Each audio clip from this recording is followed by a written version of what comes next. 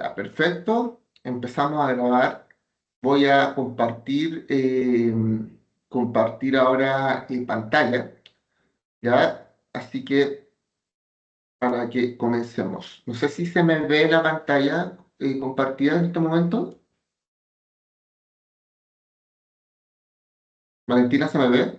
Hace con un gesto. Sí, pero Ya, perfecto. Eh, Quiero que me digan si se me escucha raro, porque puede ser que tengamos un problema con el internet, ¿ya? Así que comenzamos. Bueno, como les dije bien, mi nombre es Carlos Díaz, soy el abogado de Cumplimiento Chile, encargado del área de compliance, básicamente.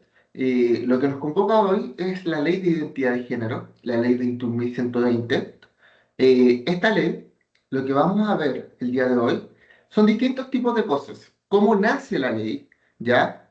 ¿Cómo es el procedimiento de una rectificación el nombre, de identidad, del sexo registral para una persona que sea mayor de edad? ¿Eso se transforma después a un proceso judicial cuando hablamos con personas menores de edad? ¿Ya? ¿Cómo se protegen los derechos de esas personas? ¿Qué efectos jurídicos trae en la práctica y en la disolución del matrimonio, tanto en los bienes patrimoniales o en los bienes del matrimonio? ¿Cuáles son los programas de acompañamiento y protección contra la no discriminación? Esto se adecua a otras leyes? Y aquí entramos a la armonización normativa y cómo esto se ve reflejado en nuestro país con los estándares internacionales.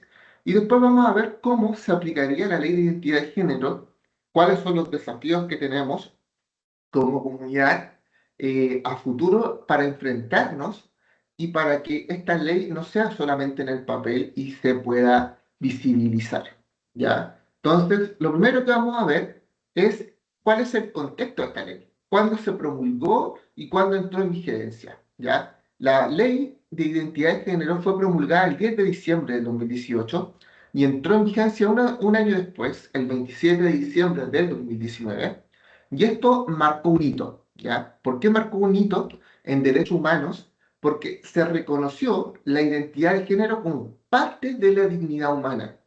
O sea, imagínense lo que estaba hablando, parte de la dignidad humana. Antes de la ley, las personas que eran trans o de género diverso debían pasar por procesos judiciales que eran engorrosos, por exámenes médicos y psiquiátricos, ¿ya? Que pudieran ver de que realmente merecía cambiar su identidad, como si fuera un mérito, ¿ya? Y con esta norma, lo que hizo nuestro país es reconocer que la identidad de género es un derecho personal, no sujeta a tratamientos médicos, no sujeta a diagnósticos. Este cambio transformó vidas promoviendo el reconocimiento y la inclusión y el respeto en todos los ámbitos que se puedan imaginar, en el ámbito de la familia, en el ámbito laboral, en el ámbito familiar, en el ámbito de la salud, etc. Pero, ¿qué entendemos por identidad de género? ¿Ya? El artículo 1 de la Ley 21.120 define la identidad de género como la convicción personal, convicción interna, de un hombre o de una mujer, tal como cada persona se percibe a sí misma. O sea, es como en mi fuero interno yo me percibo, si me percibo como hombre o como mujer. Esto significa que la identidad de género nace de la conciencia personal y no de la biología y tampoco de los papeles legales. Entonces, acá se distinguen tres conceptos que suelen confundirse. Sexo biológico, que el sexo biológico es el conjunto de características físicas con las cuales nacemos, es decir, si tenemos una contextura más masculina o femenina, si tenemos aparato reproductor femenino o masculino. Género es la construcción social y cultural de roles, el comportamiento, la forma de expresarse, y la identidad de género, que la recibimos, que la acabamos de definir, que es la percepción íntima. Es una percepción profunda de cómo una persona se define a sí misma, que puede o no coincidir con su sexo biológico. O sea, perfectamente una persona que tiene sexo biológico masculino puede percibirse como mujer. Ya en este caso, La ley protege a los transgéneros. En otras palabras, mientras el sexo lo define la biología, la identidad de género la define la define la persona con su fuero interno. Y este reconocimiento implica que nadie puede imponerte una identidad ajena, ni condicionar tu reconocimiento a tratamientos médicos o decisiones externas, que era lo que se hacía antes de la promulgación de esta ley y de la entrada en vigencia. Pero, ¿qué es la expresión de género? ¿Qué tiene que ver la expresión de género? La expresión de género es la manera en que la persona manifiesta su exterior. Su identidad puede incluirse en la forma de hablar, quizás si es que es mujer, una forma más masculina de hablar. Puede incluir la forma de vestirse, los gestos, el uso del maquillaje, el peinado o el nombre social que decida tener. La ley establece que toda persona tiene derecho a un libre desarrollo de su personalidad, es decir, a presentarse ante la sociedad conforme a cómo se siente y cómo se reconoce. Por eso tenemos acá una imagen de una persona, del cómo se mira en el espejo, cómo se percibe esa persona, cómo quiere externalizar y cómo quiere que las personas lo vean. ¿Ya? La ley 21.120 protege a cierto grupo de personas, ¿ya? En especial a tres personas. A los transgéneros, que transgéneros se identifican con un género distinto al asignado al nacer.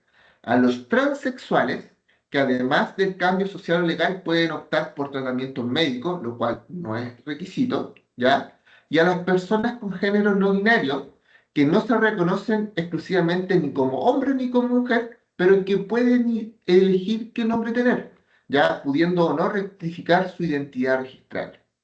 Y esta ley tiene una gran innovación que protege también a los menores de edad, a los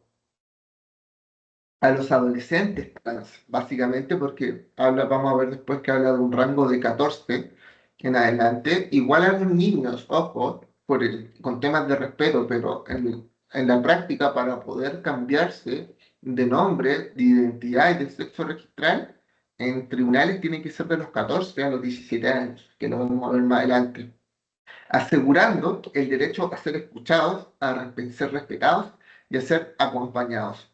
Acá entra en vigencia y uno de los pilares de esta ley es el principio de autonomía progresiva, ¿ya? Y esto significa que la persona tiene que ser escuchada según su madurez, y los adultos tienen que apoyar sin reemplazar su decisión. O sea, el escuchar a los adolescentes, el escuchar a los niños, es un principio base de la ley de identidad de género. ¿Cuál es la importancia que tuvo esta ley? Es que ahora la identidad de género no se otorga, la identidad se reconoce. O sea, más que un cambio de nombre, esto implica vivir sin derecho a discriminación, perdón, sin discriminación, en el trabajo, en la salud, en la educación, sin que la apariencia o el nombre sea un obstáculo. O sea, imaginemos a Daniela. Daniela es una mujer trans y fue rechazada en un empleo por diferencia entre su currículum y su cédula de identidad. Hoy, bajo la ley 21.120, esta acción es una discriminación arbitraria y esto puede ser sancionable incluso con la ley Zamudio, que la ley Zamudio evita todo tipo de discriminación arbitraria, ley que también vamos a tratar en una charla, lo más probable la próxima semana, que va a estar sujeto a confirmar para que estén atentos a nuestro Instagram y a los correos que se les van a hacer llegar después de terminar esta charla.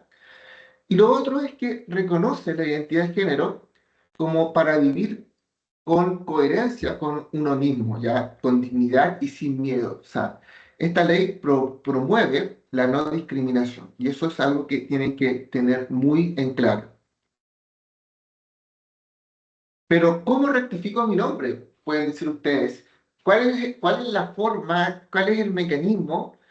Esta ley mejoró todo, porque antes era súper engorroso eh, poder cambiarse el nombre y el sexo registral. Ahora, esta ley impulsa un proceso que sea accesible y respetuoso.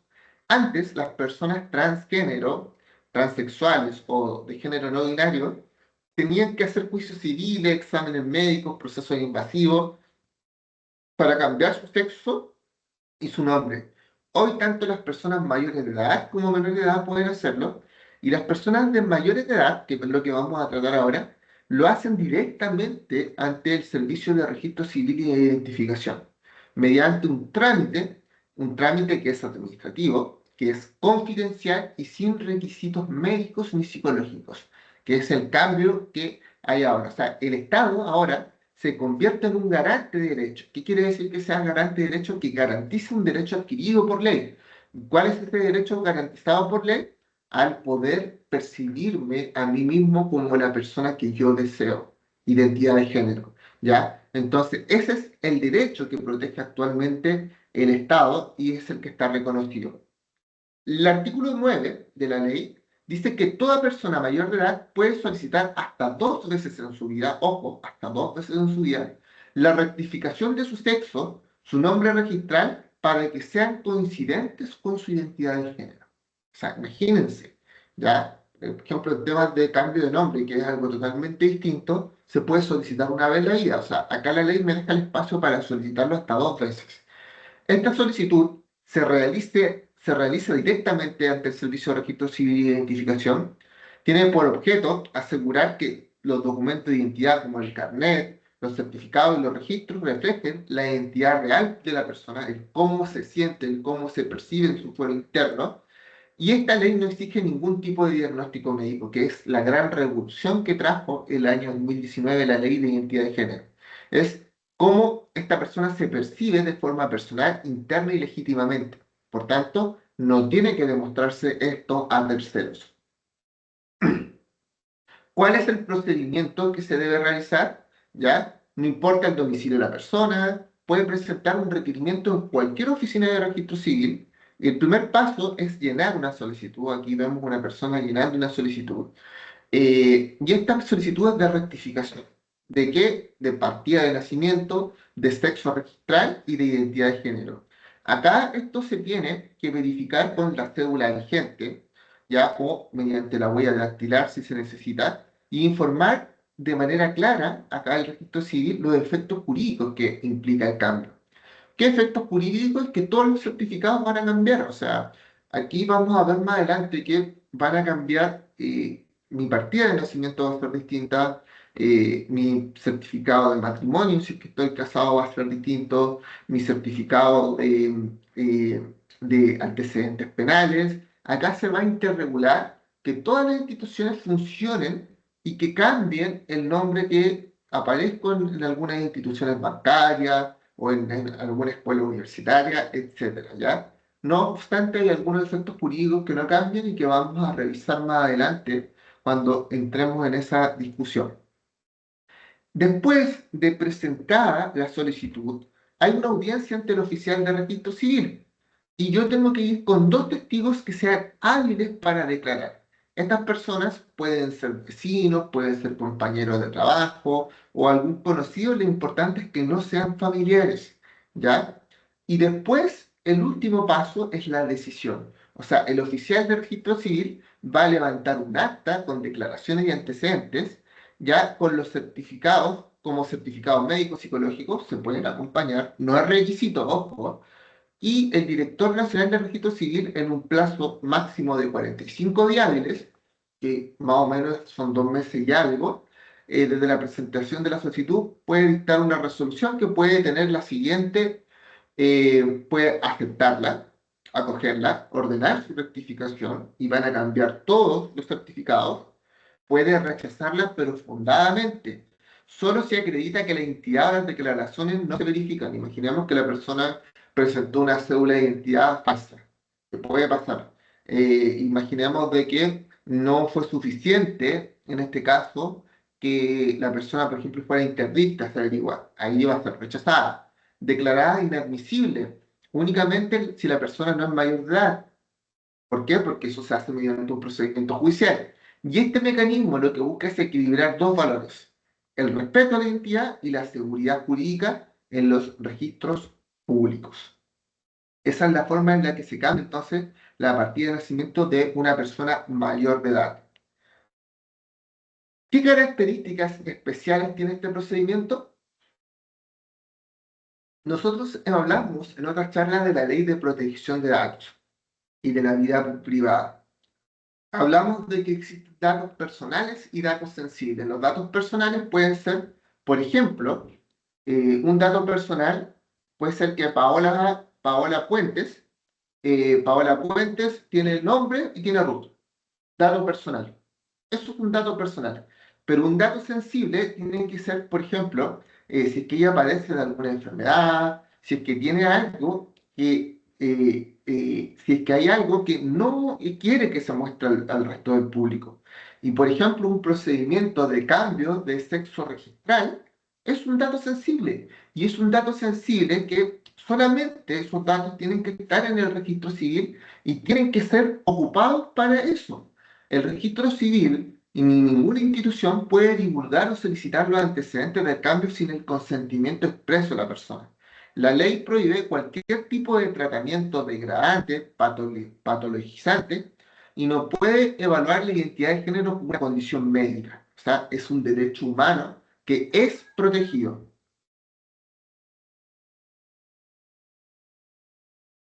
¿Qué pasa con las personas extranjeras? ¿Qué pasa con las personas que viven en nuestro país? La ley también se pone en este caso, ¿ya? ¿Y cuándo es que estas personas pueden registrar su sexo?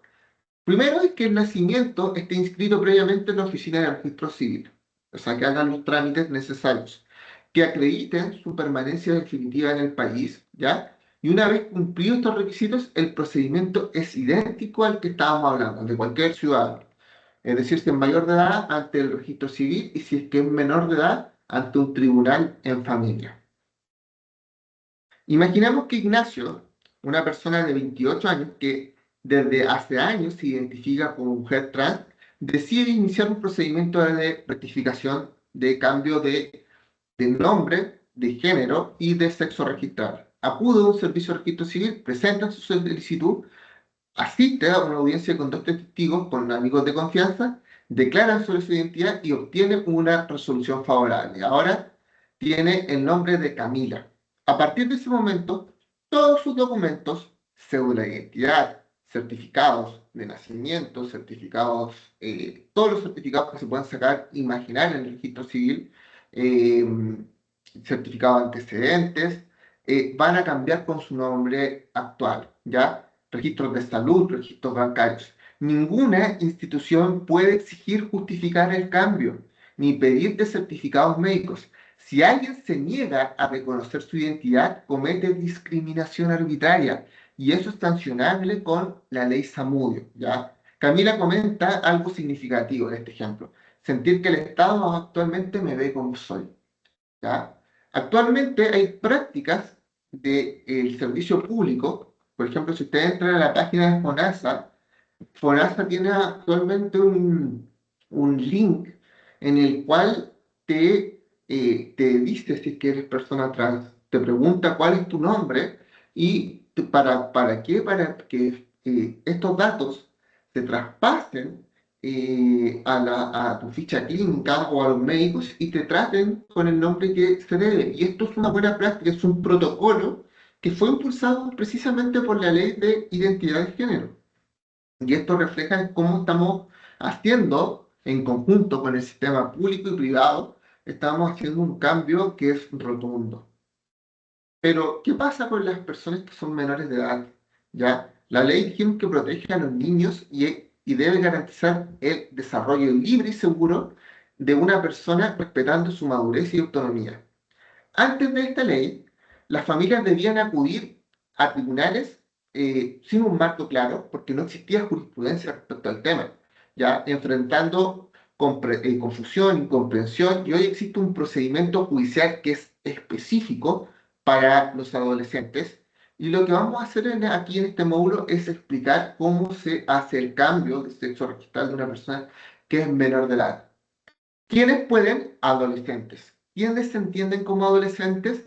Personas que son mayores de 14 años, pero menores de 18 años, es decir, que tienen 17 años, cuya identidad de género no coincide con su sexo y nombre registral, que no coinciden en el cómo se sienten. A diferencia de los adultos, quienes hacen esto ante un procedimiento administrativo frente al registro civil, los menores de edad, adolescentes, deben realizarlo ante un tribunal de familia, lo que refuerza la protección de sus derechos.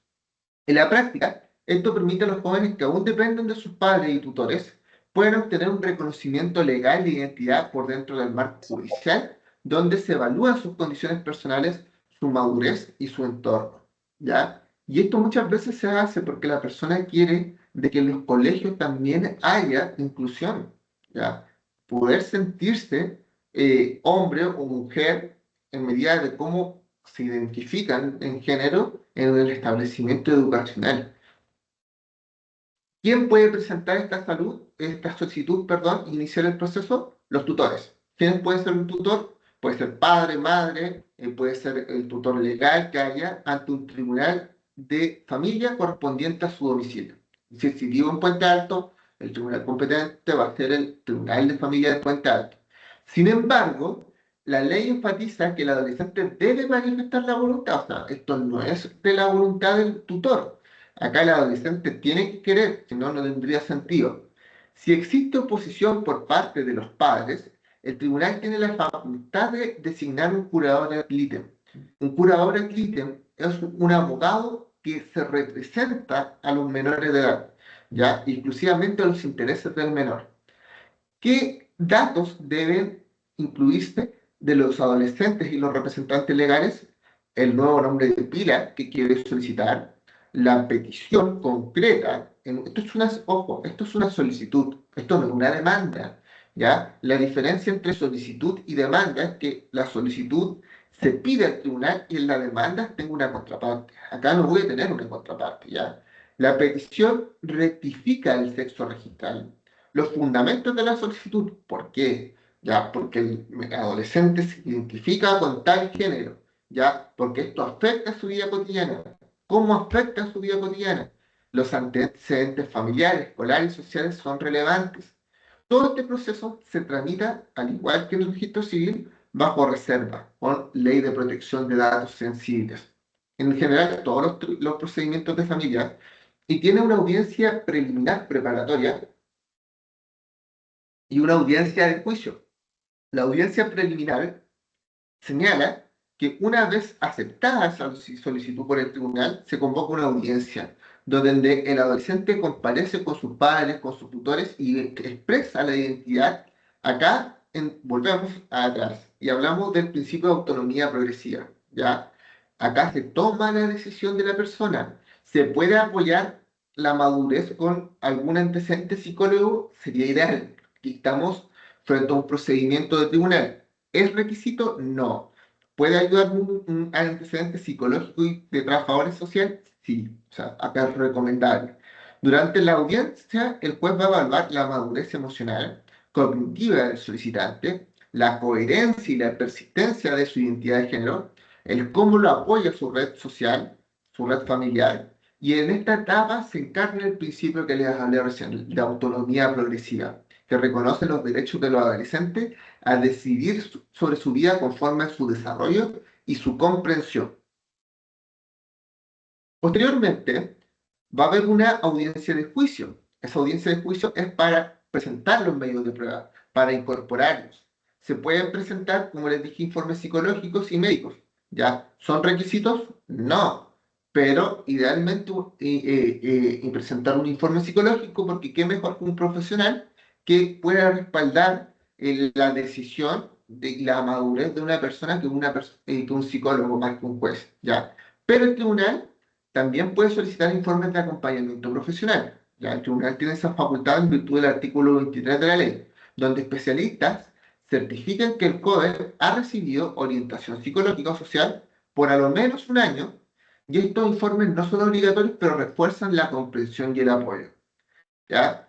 Tras escuchar estas partes, el juez puede dictar una sentencia fundada, puede aprobar la solicitud ordenando la rectificación del nombre y del sexo, puede rechazarla si estima que faltan antecedentes y no hay plena voluntad, y en caso de rechazo el abogado de la parte puede interponer un recurso de apelación ante la corte respectiva por ser infundada. Lo que quiero que sepan que a pesar de que pueda haber un fallo en contra cuando es adolescente, esta persona puede hacer el procedimiento de forma administrativa. ¿Ya? O sea, si es que se rechaza esto en un procedimiento familiar, puede ser que quizás el tribunal estima de que la persona que está solicitando el cambio de nombre, de género o de sexo registral, todavía no tiene una autonomía para poder decidir sobre eso, o quizás puede ver que esté coaccionado por los padres. Entonces, es por esa razón que quizás el tribunal pueda decir no y que quizás cuando esa persona sea mayor de edad pueda solicitarlo de forma administrativa. No obstante, se escucha a los niños, o sea, sobre todo en los tribunales se suele escuchar la opinión y si es que el adolescente tiene una opinión bien formada, lo más probable es que la sentencia sea favorable. Ejemplo, Sofía, de 15 años, desde pequeña se reconoce como Sofía, como toda la gente le llama Sofía. En su colegio, sin embargo, la siguen tratando con el nombre legal masculino. Su madre, que la apoya plenamente, presenta una solicitud de rectificación ante un tribunal de familia. Durante la audiencia, Sofía relata que desde los 12 años ella se identifica como mujer y cómo su identidad ha sido consistente en su vida cotidiana. El tribunal escucha sus testimonios, revisa los informes del colegio y del programa psicosocial al que asiste y dicta una sentencia favorable ordenando al registro civil emitir una nueva partida de nacimiento y una cédula de identidad acorde a su identidad de género. En este caso, se convierte en un ejemplo claro cómo el sistema judicial puede proteger la identidad de una persona menor de edad sin poner en duda ni patologizar su experiencia. ¿Ya? Acá muchas personas que están en la charla se pueden preguntar, bueno, ¿y si cambia la identidad, cambia el root? No, ya, o sea, por ejemplo, si yo tengo mi root de determinada forma, el número de root de cédula de identidad sigue siendo el mismo. Lo que cambia acá es el nombre y el sexo, ¿ya? Esa es la diferencia que hay esa es la diferencia que hay. Y ahora vamos a ver los efectos jurídicos. ¿Qué causaba esto en el cambio registral? Ya, les cuento, le hago como un adelanto. Antes, esta ley es del 2019. Si una persona estaba casada, imaginemos que yo, Carlos, estoy casado con Francisca, y yo, por ejemplo, me quería cambiar mi sexo, eh, y me cambiaba y me llamaba, por ejemplo, Sofía, inmediatamente el matrimonio se disolvía. ¿Por qué? Porque la definición de matrimonio era el matrimonio es entre un hombre y una mujer con, en este caso, un vínculo único, indisoluble, con el objetivo de procrear. Y eso ha ido cambiando, el matrimonio ha ido mutando, o sea, de partida ya el matrimonio ya no es indisoluble, existe el divorcio. El matrimonio ya no es con el fin de procrear, también es con mutuo. Y con la ley 21.400, que fue publicada en 2022, también se derogó el artículo 16, si no mal recuerdo, de la ley 21.120, ya, de eso lo voy a rectificar más adelante, que señalaba de que el matrimonio se disolvía de forma inmediata, de forma automática. ¿Por qué razón? Porque ahora con el matrimonio igualitario, el matrimonio sí puede ser entre un hombre y un hombre y entre una mujer y una mujer. Entonces, hay que dar un paso más allá para poder disolver un matrimonio actualmente. Entonces, con esta ley, esa restricción desaparece, el matrimonio puede mantenerse entre dos personas sin importar su sexo o género, el cambio registral ya no se disuelve, el vínculo sigue siendo válido, ¿ya? La modificación, artículo 18. Este era el artículo que era. El artículo 18 establecía de forma expresa que antes de la ley 21.400 la disolución era automática, era derogable el matrimonio. No obstante, la persona seguía teniendo sus obligaciones y deberes. No es que la persona ya no iba a tener las mismas deudas, iba a perder el patrimonio que había en el matrimonio, que iba a dejar de tener temas de filiación con sus hijos. No, eso seguía igual, pero el matrimonio se disolvía. Hoy, con la rectificación del nombre o sexo registral, no se disuelve el matrimonio automáticamente, salvo que ambos cónyuges decidan terminar el vínculo. ¿Ya? Y aquí es una razón de peso de que finalmente la persona no tenga que hacerlo por un año. O sea, perfectamente podrían intentar hacerlo como un divorcio de distintas formas, ¿ya? Esta modificación se ajusta al principio de igualdad ante la ley y los tratados internacionales de derechos humanos, en coherencia al artículo 1 de la Constitución, con la reforma del 2022, que prohíbe la discriminación por orientación sexual o identidad de género. O sea, actualmente existe el matrimonio igualitario desde el 2022. ¿Qué sucede en la práctica? Si una persona cambia su sexo registral, y esto lo estoy repitiendo, el registro civil actualiza la partida de matrimonio con la nueva identidad del cónyuge sin afectar la validez del vínculo. Ambas partes lo solicitan, pueden optar a un divorcio de común acuerdo, ¿ya? Por cambio de sexo registral, por ejemplo. No hay una disolución en el acto automática. Y la rectificación, con esto lo adelanté, no altera derechos filiativos. Mis hijos siguen siendo mis hijos, patrimoniales ni previsionales. Lo que yo he impuesto sigue estando y tiene que modificarse mi nombre. Si yo me casé con Francisca en el ejemplo de recién, si adquirimos un bien inmueble, si adquirimos una casa, esa casa sigue siendo de los dos, pero tiene que corregirse, en este caso, mi, mi nombre, mi nombre con el sexo que escogí ahora. O sea, así el sistema chileno lo que busca es automatizar la autonomía de género con la estabilidad familiar. Efectos patrimoniales, ya en regímenes patrimoniales existen tres regímenes: el de sociedad conyugal, el de separación de bienes y el de participación en lo ganancial. No se pierde ninguno, ¿ya? Específicamente los dos que tienen que ver con porcentaje de sociedad conyugal y participación de los gananciales siguen vigentes. La afiliación de los hijos permanece intacta. ¿Ya? Yo sigo siendo padre o madre en los documentos, o incluso puedo aparecer como madre si me cambio el sexo conforme al nuevo sexo registral, pero sin modificar los vínculos de parentesco. ¿Ya? En los ámbitos previsionales y de salud, los beneficios conyugales y familiares se mantienen vigentes, sin interrupciones. O sea, si yo tengo de carga familiar a mi hijo, eso sigue estando también. Con la nueva normativa, entonces, todo esto permanece de igual forma, no cambia. Al igual que las deudas, ya, si yo tengo una casa comercial, eso no cambia. Al igual que solicite un crédito de consumo, no cambia. En una tienda de retail, no cambia. Sino que esto, haber una comunicación entre instituciones, ¿ya? ¿Cómo esto se expresa en la doctrina y en la jurisprudencia? Desde la entrada en vigencia de la ley de matrimonios, de matrimonio igualitario, de, por el principio de dignidad e igualdad, prevalece sobre las antiguas restricciones basadas en el sexo biológico, y la ley 21.400, al ser posterior y más favorable, rige esta interpretación matrimonial. O sea, la disolución más automática no se aplica por eso. ¿Por qué? Porque había una discriminación. De entre el 2023 y el 2024, el registro civil instruyó que ante una rectificación registral se debe actualizar la inscripción matrimonial sin disolver el vínculo. Porque perfectamente puede ser que una persona quiera seguir casado.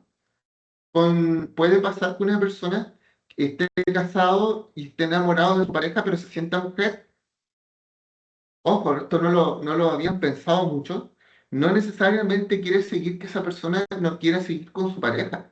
¿Ya? Puede ser perfectamente de que si es que la persona quiera continuar con el matrimonio, ya sea por temas patrimoniales, ya sea por temas de que siguen amándose o se siguen queriendo y esa persona no quiere, o simplemente esa persona no quiere casarse con otra persona, o no quiere poner fin al matrimonio porque fue algo que realizó. Entonces, igual, esta ley era discriminatoria.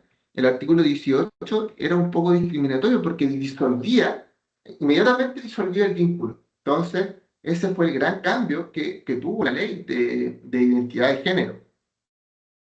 También la ley establece que tienen que haber programas de acompañamiento y de protección contra la discriminación. O sea, garantiza mecanismos de apoyo psicológico, garantías ante la discriminación arbitraria.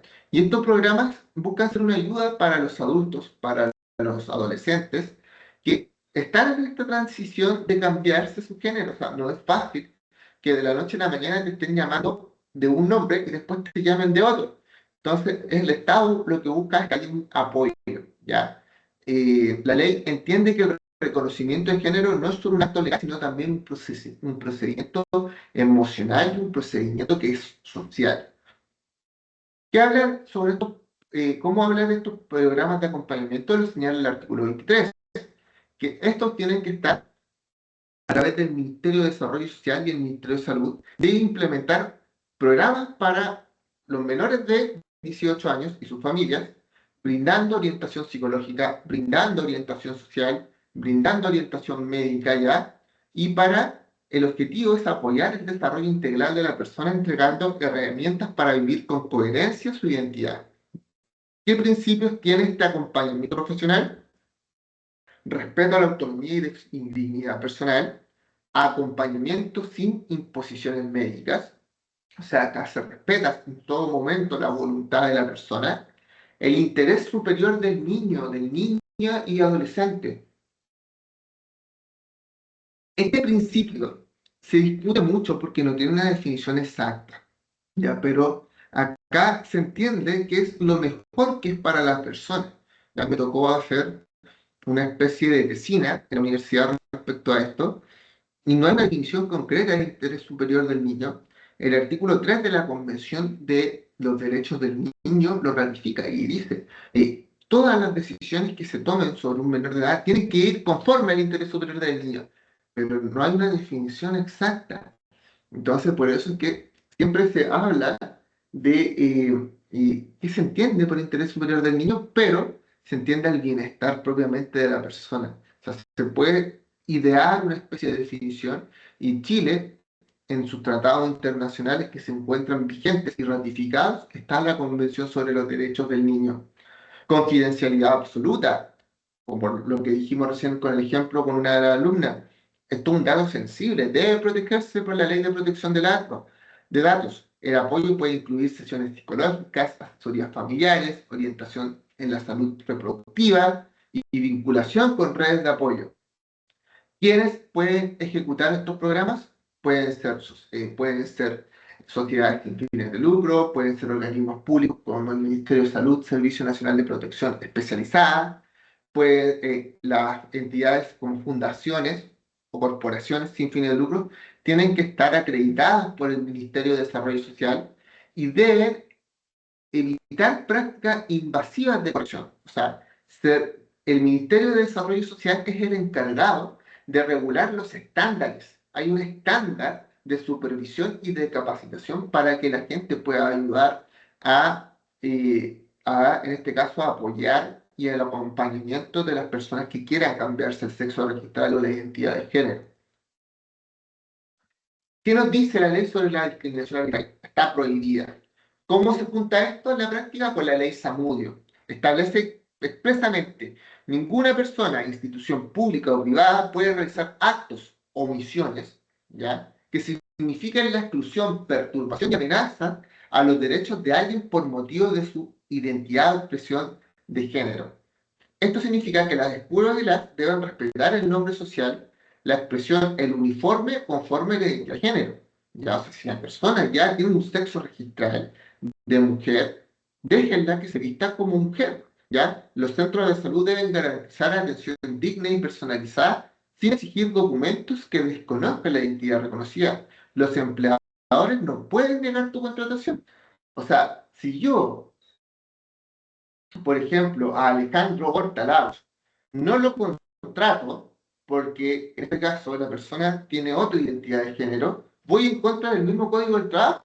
El artículo 2 del Código del Trabajo señala de que no se puede admitir ningún tipo de discriminación arbitraria. Y ahí el código empieza a enumerar raza, sexo, identidad de género, habla de aspectos socioeconómicos, religión, incluso con la publicación de la ley Karim en el año 2024, específicamente el 1 de agosto del 2024, el artículo 2 se modificó y señaló de que toda decisión relativa a labores del trabajo, tienen que tomarse con perspectiva de género.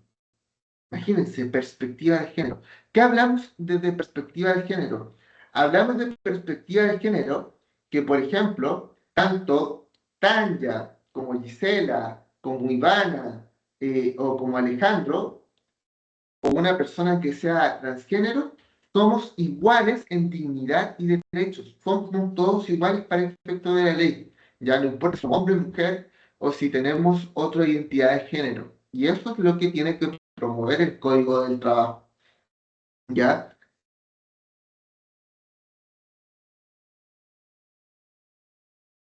Acciones judiciales y sanciones, claramente que existen acciones en caso que no se respete esto. Esto se puede hacer ante los tribunales competentes que tienen como objeto restablecer el derecho vulnerado, hacer el cese inmediato del acto discriminatorio. En laboral puede hacerse por ley Canin, puede hacerse por ley Samudio. En la escuela puede interponerse ante la Superintendencia de Educación si está siendo discriminado un menor de edad por ley Samudio, discriminación. Las instituciones públicas y privadas que infrinjan los principios de la ley pueden ser sancionadas administrativa o disciplinariamente. Ser demandadas por responsabilidad civil o por daños hacia una persona, la maltraté. Imaginemos acá lo que pasó con Samudio, matar a una persona por ser homosexual, matar a una persona y discriminarla por su identidad de género, implica dos cosas. Primero, una sanción penal, ya judicial, delito de homicidio, y perfectamente la familia puede iniciar una acción civil por los daños causados tanto patrimoniales como daño emergente, el lucro cesante si la persona, por ejemplo, a la que maté era padre, y el daño moral, el daño a la dicha, a las perspectivas de vida, a lo que yo pude haber, a lo que yo perdí emocionalmente. Ser objetivo de fiscalización por parte de la superintendencia o ministerios competentes. O sea, esto es súper importante. O sea, la superintendencia de salud, si es que hay una discriminación en materia de salud, también perfectamente puede ser una denuncia por ley Samudio. O sea, en general, hay reacciones judiciales, se puede interponer incluso un recurso de protección, porque está prohibido en nuestro país las discriminaciones arbitrarias. Imaginemos que Martina, de 16 años, es mujer trans y en su colegio algunos profesores insisten en llamarla con el nombre que tenía en su nacimiento, la obligan a usar un uniforme masculino. Esta situación le provoca una angustia y bajo rendimiento académico. Su madre acude a un acompañamiento profesional acreditado por el Ministerio de Desarrollo Social, y allí psicólogos y trabajadores sociales elaboran un informe que respalda el derecho de Martina de ser tratada conforme a su identidad, conforme al cambio registral que hizo, y se hace una denuncia ante la Superintendencia de Educación. Esto es por ley Samudio. El organismo determina que el colegio incurrió en una discriminación arbitraria, ordena que se rectifiquen los registros internos y que se capacite a su cuerpo docente en diversidad sexual y se garantice un entorno respetuoso para Martina. Ya en palabras de su madre, no pedimos privilegio, pedimos respeto. El acompañamiento lo que va a hacer es darle herramientas para hacerlo con respaldo y sin miedo. Esto ilustra cómo la ley está protegiendo actualmente, no solamente en el papel, sino que en la práctica. Existen acompañamientos, tengo instancias de reclamo. ¿Cómo se armoniza la ley 21.120 con los estándares internacionales? ¿Ya? Ley, no solamente se alineó con los registros civiles y con los tribunales de familia, sino que alineó a nuestro país con los estándares internacionales y los derechos humanos.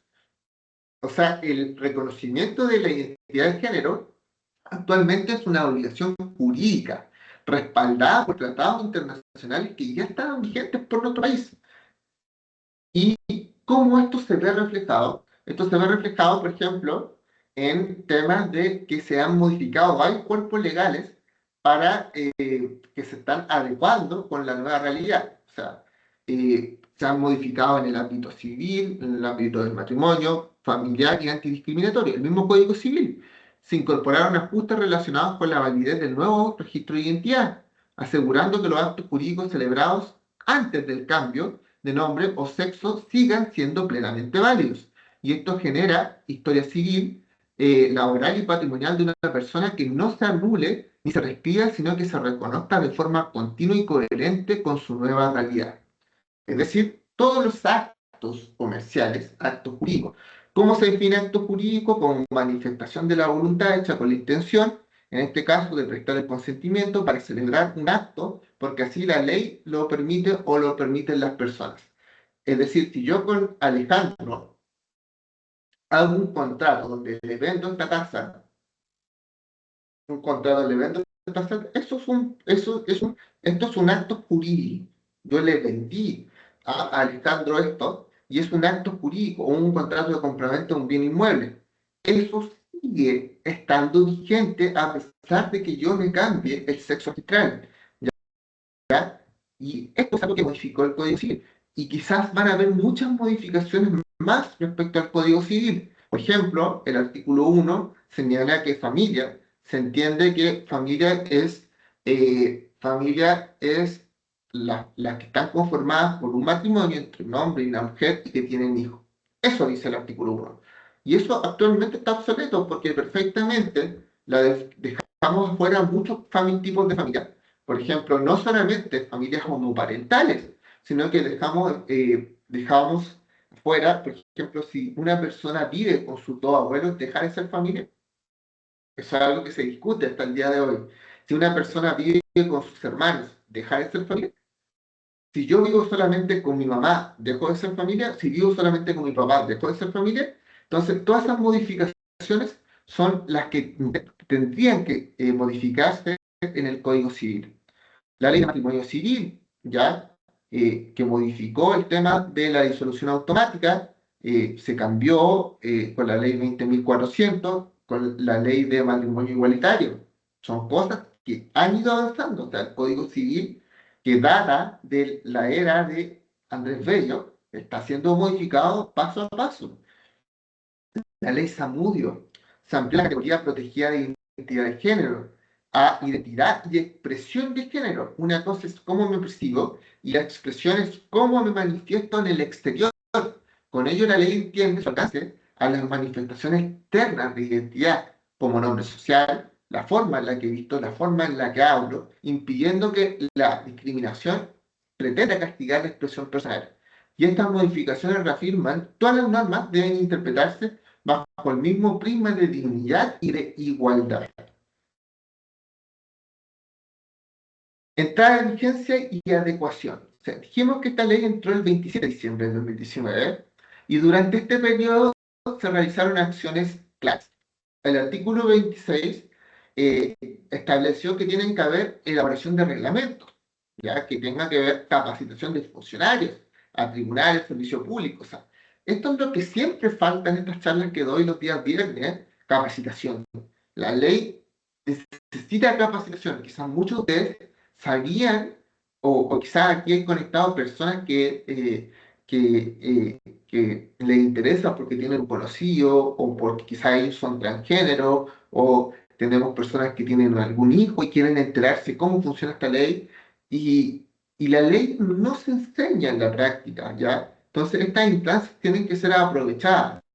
Actualización del sistema de formularios con el nuevo tratamiento de identidad de género, coordinación, cómo los organismos estatales se van a comunicar para que se haga efectivo el cambio de nombre. Tenemos que pensar que se tiene que cambiar en el CRP para efecto de que yo pueda realizar mi derecho efectivo al sufragio en el Ministerio de Educación. O sea, imagínense que yo me titulé de abogado y se me ocurre ahora cambiarme de sexo registral. Mis antecedentes tienen que pasar por la Corte Suprema, tienen que pasar por la universidad donde estudié, para que todo eso sea verificado. La tesorería, la FP, ya estas medidas garantizaron que la implementación sea segura, coherente y respetuosa con la privacidad. ¿Cómo opera este reglamento? Ya este reglamento está elaborado por el Ministerio de Justicia y de Desarrollo Social y Salud y precisó ciertos aspectos técnicos. ¿Cuáles son estos principales aspectos? Procedimiento detallado para la rectificación ante el registro civil, que lo vimos, garantías de confidencialidad, datos sensibles, recuerden lo que hablamos con Paola, requisitos de acreditación para entidades que realizan el acompañamiento profesional, ante quién se deben acreditar mediante el Ministerio de Desarrollo Social, protocolos de comunicación interinstitucional, se deben comunicar, pero siempre promoviendo el respeto al dato sensible y no publicarlo a cualquier persona. Este reglamento operativizó la ley, aseguró la aplicación uniforme y segura y sin interpretaciones. ¿Cómo estos estándares se vinculan con la ley? Los estándares internacionales. Hay ciertos principios internacionales que fueron instrumentos claves. Por ejemplo, el principio de Yogyakarta, 2007, que ordenan garantizar procesos rápidos, accesibles y transparentes para rectificar documentos. Estos se alinean porque, obviamente, si yo me cambié de nombre y de sexo registral, no voy a estar esperando 10 años que se haga el cambio, si no sería totalmente inútil. Entonces, principio de Yogyakarta, los, debe ser rápido, accesible y transparente. Convención Americana de los Derechos Humanos protege la vida privada y la identidad personal, incluyendo los derechos al nombre. Yo tengo derecho al nombre, yo tengo el derecho a que mi vida sea privada, los antecedentes sean protegidos. Convención sobre los derechos del niño, ya hablamos de esto, artículo 3, interés superior del niño, que se en este caso, ¿cómo se ve el interés superior del niño? Con el principio de coherencia, que los niños adolescentes tienen que ser escuchados por el cambio de nombre registral, y comités de la ONU recomiendan a Chile promover la autodeterminación de género sin requisitos médicos y judiciales. O sea, la ley 21.120 da cumplimiento a estas obligaciones, posicionando a Chile como un referente en el reconocimiento de la identidad de género como derecho humano, garante de derechos humanos. Imaginemos que Sebastián, joven trans de 17 años,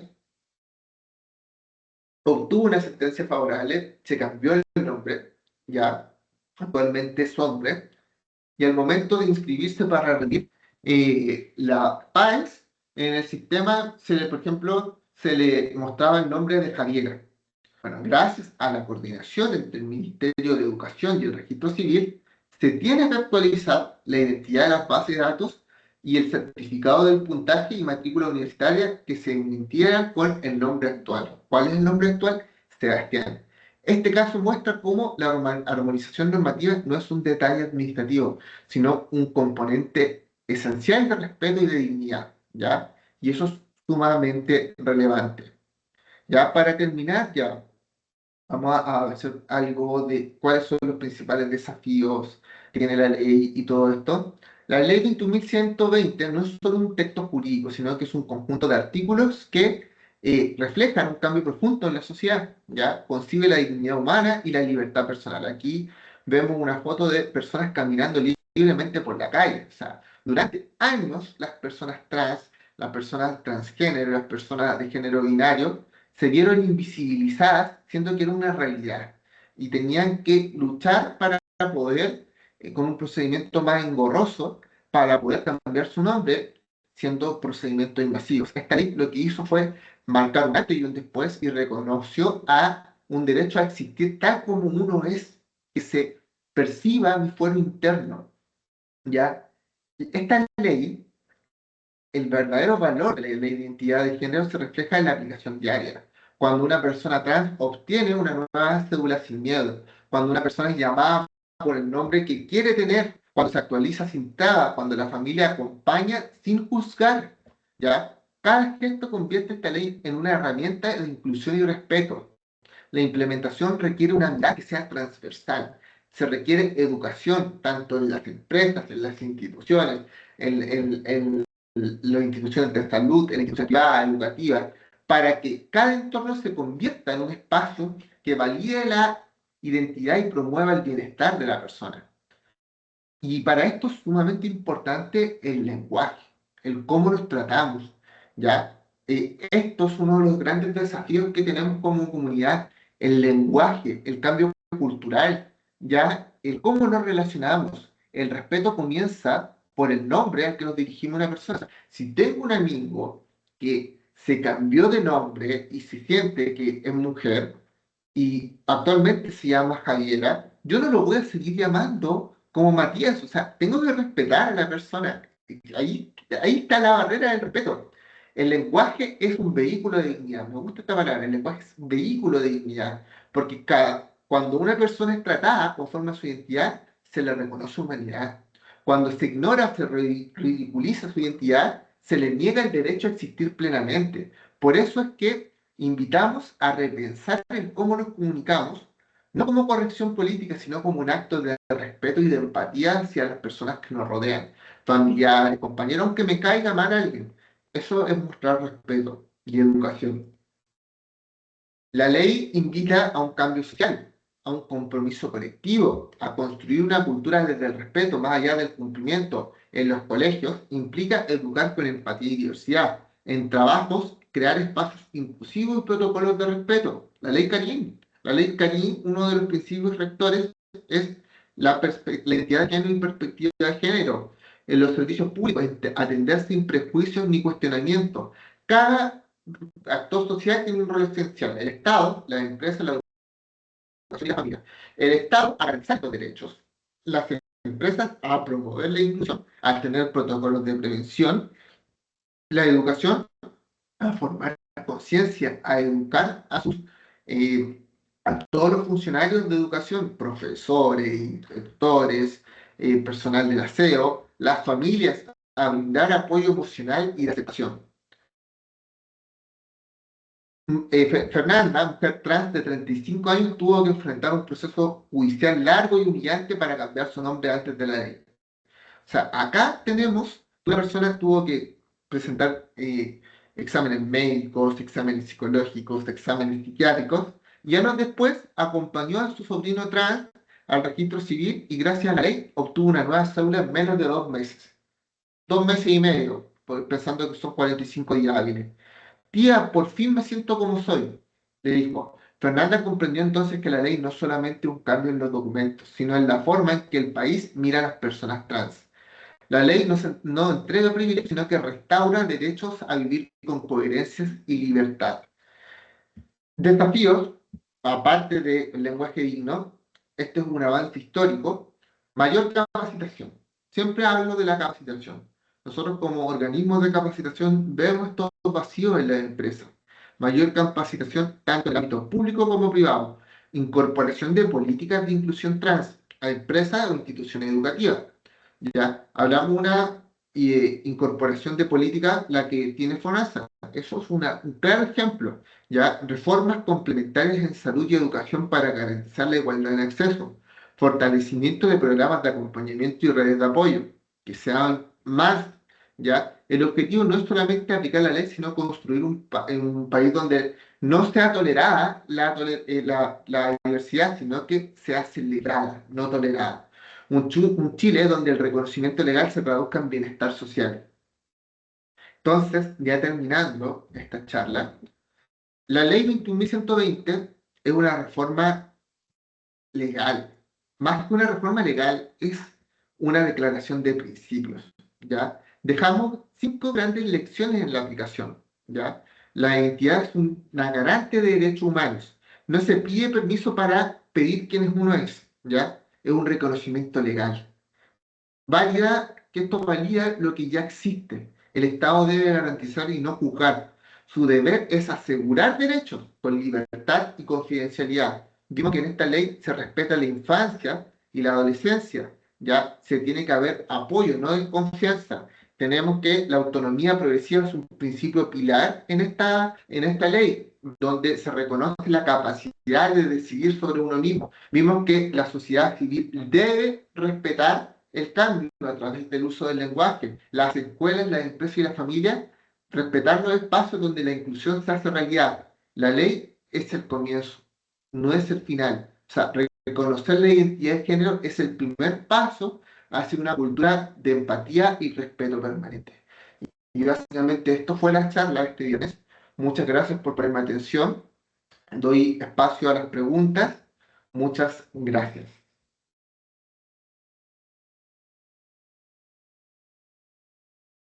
Gracias, Carlos. No sé si se me escuche bien, pero hay preguntas en el chat. Ya la leo yo. Sí, yo Sí, te escucho bien. Eh, ya, ojo, les digo al tiro. Puede ser que algunas preguntas en este espacio no las pueda responder porque obviamente no soy dueño de la verdad absoluta. ¿Ya? Y lo que hacemos en Cumplimiento Chile es que cuando algo no lo puedo responder, después se los busco. Valentina tiene su correo y se los respondo mediante un correo. ¿Ya? Pero quizás las puedo responder en este mismo momento. Hay una manito levantada también. Vamos a hacer primero las preguntas que están. A ver, sí. la primera. Tanya, o Tanya. Si una Tania, persona que trabaja en una empresa y decide hacer su transición de género y no hace cambio de nombre de forma legal, pero requieren que lo llamen por el nombre de su identidad de género, en ese caso, los documentos contractuales no se podrían modificar aunque se mantenga el RUT, la empresa podría negarse a cambiar los documentos contractuales o se consideraría discriminación arbitraria.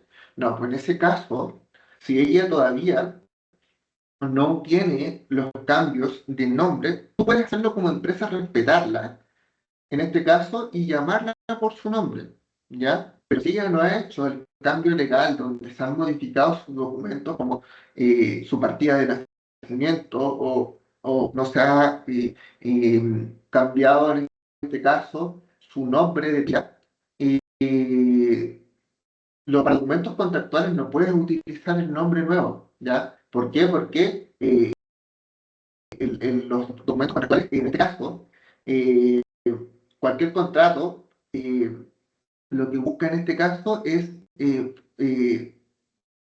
tiene fuerza de ley. Entonces se genera un vínculo jurídico. Y si es que la persona no está en su certificado de nacimiento como ya registrado con otro nombre, no se podría hacer. ¿Ya? Así que a tu pregunta es que no sería discriminación arbitraria porque no está listo el trámite. Ya no está listo el trámite. No sé si se responde a la pregunta, Tanya. Tanya. sí, gracias. Ya, tiene que estar necesario. Y no obstante, tú puedes llamar a la persona de la empresa si es que ella lo decide. Ya, Sandra, la actualización es en línea de informar el cambio en cada identidad. Depende ya. Eso es, depende. Las partes estatales se hace en línea. Por ejemplo, todo lo del registro civil tiene que irse, se interconecta, por ejemplo, con el Ministerio de Educación, si es que la persona es niño, en este caso, con las entidades bancarias, pero yo igual agilizaría el proceso, ¿ya? Por ejemplo, si es que yo si Sandra, por ejemplo, es ingeniera comercial, yo llevaría el certificado del cambio para agilizar el proceso a la entidad universitaria para que se hiciera el cambio de forma más rápida. Y también preguntaría el registro civil. ¿Ya? Porque no, obviamente no todas las cosas funcionan de forma automática. Si bien la ley es algo que quiere promover, es algo que quiere enfatizar, no funciona al 100% en la práctica. Por algo es que FONASA te pregunta si eres trans.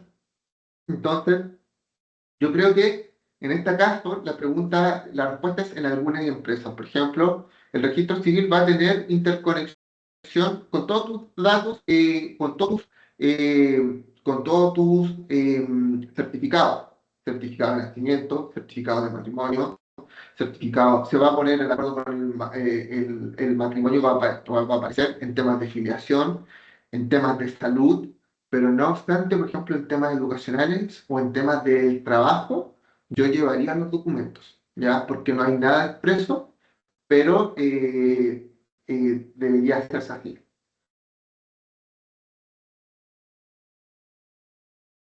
Ya después, y aquí hubo una conversación entre Sandra y Tania.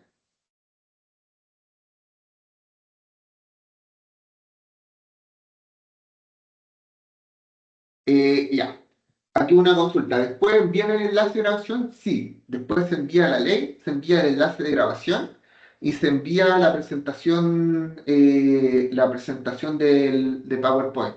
Y también esta grabación queda en YouTube, Capacción, ¿ya?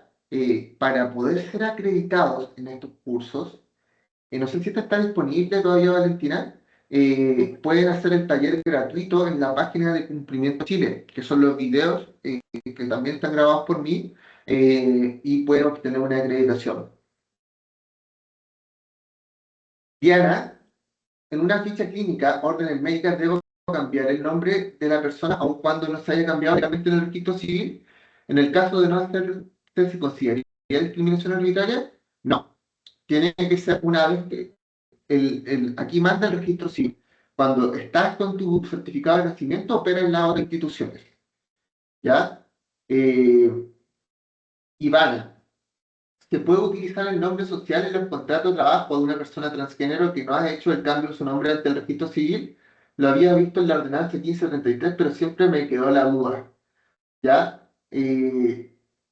Mira, esto no lo tenía, pero yo entiendo y prevalece lo del registro civil, si quieren lo puedo averiguar porque esta pregunta ha nacido dos veces, pero le voy a dar la palabra a las personas que están levantando la mano. Ya, y aquí Tania me dice que Tania es su nombre. Daniel Benavides fue la primera persona en levantar la mano y después le doy el paso a Daniela. Daniel, Hola, hola, ¿cómo estás? sí, muy buen día. Bueno, primero agradecer la instancia, muy buena la charla, muy precisa, concisa, así que agradecido. La verdad es que yo tengo prácticamente todo súper claro. Estoy con algunos problemas de red, así que no escuché muy bien lo siguiente. No entendí muy bien si se queda alojado en algún lugar la presentación y alcancé a escuchar que la PPT la comparten, ¿cierto? Sí, mira, la presentación te la van a mandar a tu correo. Y Ah, ya, aparte de eso, está en YouTube. Está en YouTube, está en Capacción. No, están todas las charlas que hemos realizado hasta el momento. Hemos realizado charlas de ley, derecho y deber de salud, ley Ricardo Soto. Hoy llevamos como 12, Valentina, ¿cierto? ya. Como Y, 12. y no sé Pero si, igualmente en la tarde, o sea, al finalizar esta clase, nosotros le enviamos un mail completo con el enlace de la grabación, y la presentación, como decía Carlos, y la ley adjunta, para que tengan todo el claro, material disponible. a- ahora no sé si será mucho pedir, pero podríamos a lo mejor ahí en el chat conocer el enlace al sitio de YouTube. Claro, sí, lo voy a Obvio, hacer. obvio, Sí, si lo tú, Valentina, perfecto, déjame Sí, responderle a Daniela. Lo otro perfecto. importante, Daniel, es que los invito a conocer la página de Cumplimiento Chile, porque totalmente. nosotros hemos desarrollado muchos talleres respecto a estas leyes. Si bien aquí hacemos la bajada, es más completa la charla, pero pueden tener algún diploma. Diploma, si es que hacen la charla, actualmente hay 8 en el sistema, ¿ya? Se tienen que inscribir. Esos talleres entiendo que son gratuitos, Valentina, ¿cierto? Los talleres. A los visitantes de la charla, sí, voy a dejar acá las páginas, mientras tú puedes responder las preguntas a Daniela. Ya, perfecto. Y pueden tener, lo vamos a ver cuando comparta pantalla Valentina. Daniela, quedo atento ahora, te doy la palabra. Hola, Hola eh, Daniela, ¿cómo estás? bien, ¿y tú? Bien, bien. Qué bueno. Bueno, primero agradecer de nuevo la instancia, súper buena. Y más que una pregunta, quería dar un aporte, porque, bueno, yo ya voy a ser abogada, pero en esos trabajos de estudiante, hace poco trabajé en la clínica Dávila, tenía ¿Ya? que capacitar al personal de salud justo sobre la ficha clínica para la acreditación. Entonces ahí respecto de la ficha clínica, cuando es una persona trans que no ha regulado legalmente su cambio de nombre, claro, se le coloca en lo escrito el nombre que todavía tiene en el registro civil, pero entre paréntesis se le tiene que colocar el nombre social. que sí lo tienen que tratar con el nombre social que quiera la persona. Perfecto, perfecto, Daniela. Mira, ¿sabes qué? Lo que tú estás haciendo no me gusta mucho porque yo, como siempre digo esto, yo no soy dueño de la verdad. O sea, hay instancias que por práctica uno aprende, Sí, como lo que estás haciendo tú, en este caso. Entonces, siempre se agradece algún aporte porque yo estoy siempre aprendiendo leyes nuevas. Entonces, ahora las voy interrelacionando, pero siempre nos ayuda a saber la opinión de usted o sus experiencias personales, porque enriquece la charla. Así que eso es un muy buen aporte, o sea, el saber de que el trato de por sí del nombre, el trato social, tiene que ser como la persona se reconoce, pero en la ficha aparece el nombre que tiene y que no ha sido modificado en el registro civil hasta no. que esto se modifique. Eso es lo que entendí, ¿cierto, Daniela? Claro, la ficha, por ejemplo, la persona en registro civil se llama Pedro, pero quiere ser llamado como María, entonces se pone Pedro, su root, y entre paréntesis María, para que lo llamen así. Perfecto, La perfecto. llamen así en este caso. Muchas Ya, gracias, gracias también Daniela. por tomarlo. Chao. Chao, Daniela, que estés bien. Y ahora Valentina va a mostrarle el link, ¿ya? Para que active el micrófono. Ambos Ahí sí. enlaces ya se encuentran en el chat, el de Cumplimiento Chile y el de YouTube de Capacción, para que puedan ingresar y ver el contenido. Igualmente les vamos a estar compartiendo estos enlaces por correo, para que también puedan volver a revisar. Y cualquier duda que tengan, por supuesto, nos pueden contactar y nosotros felices de ayudarles y de responderles. Paulina tiene... Sí, no te escuchamos. ¿Vale? ¿Me escuchas? Sí, Eh, que no sé si yo todavía estoy proyectando. sí, está proyectando. Ya, lo que pasa es que Daniel pidió si podía mostrar cómo se hacía. Eh, Sí, sí, sí, pero sí, muy breve, muy breve. Si quieres, muestro yo en YouTube. ¿Compartiste el enlace de YouTube también, cierto? están ambos enlaces compartidos. Ya, ya, entonces, por ejemplo, yo entro acá a YouTube. Aquí estoy entrando en Internet. Entonces, sigo compartiendo, ¿cierto? Sí. Ya, y en videos está así, a modo muy rápido, está todas las charlas. Charla de derecho de salud mental, derecho y deberes de atención de salud. Capacción también se dedica a hacer charlas de Microsoft Excel y Word, Power BI, y están todo lo que hemos subido hasta el momento y a la fecha, o sea, pueden entrar y a tener acceso a ese contenido. Y por otro lado, está la página de Cumplimiento Chile, que la página web de Cumplimiento Chile es esta, ¿ya? Que tiene un aula virtual donde los talleres, que son 8 talleres que están hasta el momento disponibles, se pueden inscribir con el RUT o pueden solicitar hacer los cursos, y esos cursos tienen una especie de certificado, como la ley TEA, la ley Emilia, ley Samudio, ley Gabriela, y los otros cursos ya son cursos que son los que se venden a la empresa, que tienen que ver con compliance. Así que es a muy grosso modo para que lo puedan investigar. ¿Ya? Y básicamente eso le vuelvo a repetir las gracias por conectarse. Eh, Valentina les va a estar informando de qué se va a tratar la próxima charla. Así que eso, muchas gracias por la atención. Muchas gracias. Muchas gracias. También en el chat se encuentra el link de LinkedIn donde vamos promocionando estas charlas para que nos puedan seguir y estén al tanto de las novedades, ya que íbamos compartiendo contenido relevante. Muchas gracias. Que estén bien, hasta luego. Gracias. Muchas gracias. Gracias, muchas gracias. Saludos. Saludos. Gracias.